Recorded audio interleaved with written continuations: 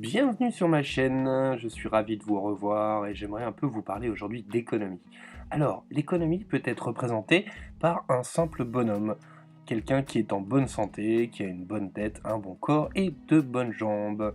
Mais simplifions cette vision en remplaçant la tête par un rond, le corps par un carré et les jambes par un triangle.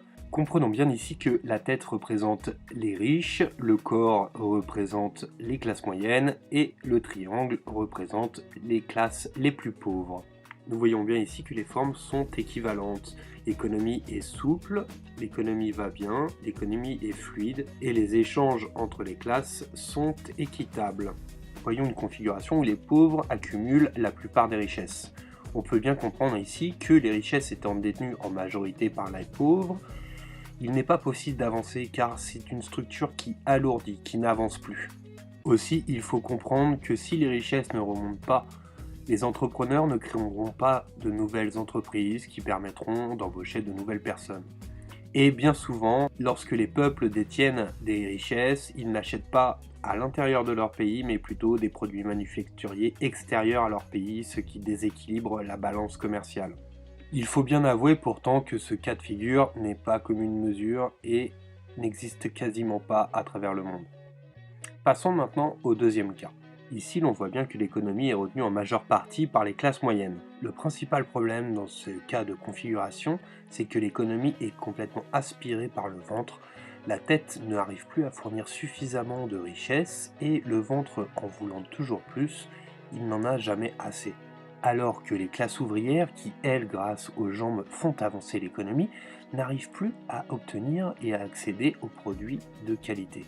Ce type de système économique où la majeure partie des richesses est concentrée en son sein bloque deux choses principales. Premièrement, la création d'entreprises est bloquée majoritairement par le manque de capitaux et deuxièmement, la création manufacturière est limitée car les ouvriers ne tirent pas les richesses suffisantes de leur travail.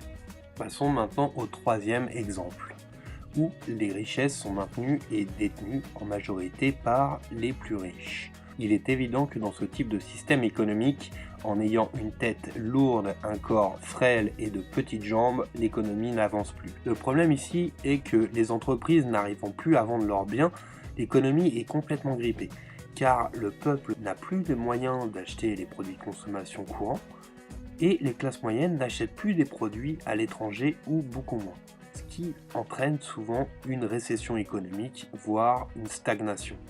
Aussi, l'autre gros souci majeur, c'est que les capitaux partent à l'étranger, étant donné que les riches ont le moyen de chercher à optimiser leurs capitaux. Il s'agit bien souvent d'une fuite en avant, car la tête étant toujours en avance du corps et des jambes, le système veut toujours survivre à lui-même. En conclusion, je rappellerai qu'un système économique sain, c'est un système économique où il y a des capitaux fluides, donc liquides, et non pas un système économique bloqué. J'espère avoir été assez simple et clair, n'hésitez pas à me poser des questions en commentaire, abonnez-vous, partagez, commentez, au revoir.